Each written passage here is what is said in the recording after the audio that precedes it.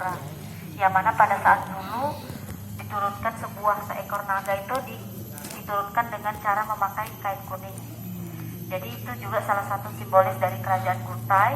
Kemudian yang mempunyai tersendiri bertujuan untuk melindungi, memberikan kami kesehatan dari arah pulang dan memberikan kami keselamatan. Jadi harapan saya semoga bapak-bapak, ibu-ibu diberikan kesehatan dan keselamatan untuk menuju pulang serta dunia akhirat. Kemudian yang kedua, makam dari Habib Hashim Musayyab bin Yahya atau yang biasa disebut dengan Habib Tunggang Parangan. Jadi beliau itu lahir di Hadramaut Tarim, kemudian beliau menyebarkan agama Islam di Pulau Sumatera, Pulau Jawa, dan Pulau Sulawesi. Sampai di Pulau Sulawesi beliau bertemu dengan seorang sahabat yaitu Datuk Ibandang. Setelah bertemu dengan Datuk Ibandang, beliau menyebarkan agama Islam ke Pulau Kalimantan. Dengan cara apa beliau ke Pulau Kalimantan? Dengan cara menunggangi hiu parangan. Jadi dulu Habib Hashim Musayyab bin Yahya ini ke Pulau Kalimantan memakai transportasi, yaitu memakai hiu parangan. Maka dari itu Habib Hashim Musayyab bin Yahya ini digelari dengan sebutan Habib Tunggang Parangan.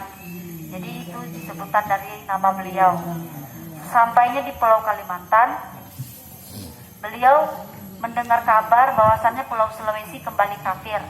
Akhirnya Datuk Ibandang pun kembali ke Pulau Sulawesi dan Habib Tunggang Parangan tetap bertahan di Pulau Kalimantan untuk mengislamkan kerajaan Kutai Kartanegara, salah satunya dari kerajaan mahkota Islam atau yang biasa disebut dengan si Janggut Kawan. Jadi dengan cara apa beliau mengislamkan si Sultan Aji Raja Mahkota tadi? Dengan cara mengadu kesaktian. Jadi ada dua adu kesaktian. Yang pertama adu kesaktian mencari keberadaan si Sultan Aji Raja Mahkota tadi. Setelah mencari keberadaannya, pas tepat bersandar di atas pohon situ, maka pohon itu adalah salah satu bukti prasejarah dari kerajaan Kutai juga. Jadi sebelum mencari keberadaan beliau, si Habib Tunggang Parangan ini tadi melakukan dua kalimat syahadat. Akhirnya pas 3 langkah di belakang, tepatnya di belakang Sultan Aji Raja Mahkota, yang mana Sultan Aji Raja Mahkota ini bersandar di bawah pohon itu tadi. Jadi itu adu kesaktian yang kedua. Dari adu kesaktian yang pertama, beliau mengakui kekalahannya. Kemudian yang kedua, si Sultan Aji Raja Mahkota ini menurunkan sebuah kemarau, yang mana kemarau ini sangatlah panjang, saking panasnya kemarau tadi sehingga bisa membakar seluruh bagian Kutai Lama ini. Jadi setelah itu Sultan Aji Raja Mahkota ini meminta agar Habib Tunggang Parangan menurunkan sebuah hujan, yang mana si Habib Tunggang Parangan ini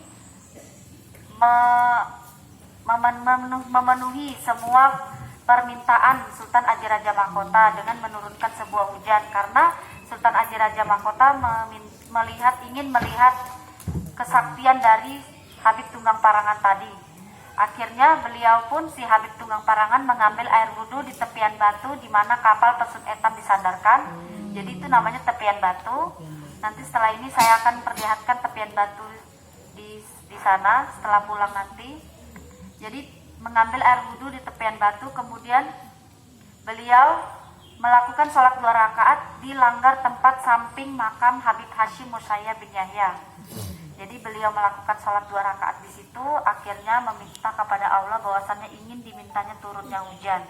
Setelah dikabulkanlah doa beliau tadi, akhirnya turunlah sebuah hujan yang deras, yang mana hujan ini sangatlah deras. Saking derasnya, transportasi Habib Tunggang Parangan pun berlarutan kemana-mana. Jadi setelah itu, sebelum beliau mengakui kekalahan yang kedua, akhirnya Sultan Aji Raja Mahkota ini diminta untuk terakhir kalinya memakan daging babi. Setelah itu dipandu oleh si Habib Tunggang Parangan ini untuk membaca doa kalimat syahadat dan bisa masuk Islam. Jadi kemudian yang ketiga, tepian batu. Tepian batu ini tadi sudah saya ceritakan yaitu tempat pengambilan air wudhu Habib Tunggang Parangan. Kemudian yang kedua, tempat pemandian kedua putri, yaitu Putri Junjung Puri dan Putri Karangmelno. Jadi di situ beliau melakukan pemandian. Jadi kata dulu, setahu saya dulu banyak orang yang bilang juga dulu katanya Putri Karangmelno juga meninggalnya di situ. Jadi setelah ini saya akan beritahukan bapak-bapak, ibu-ibu untuk mengunjungi situs tepian batu di mana kapal Pesut Etam disandarkan. Jadi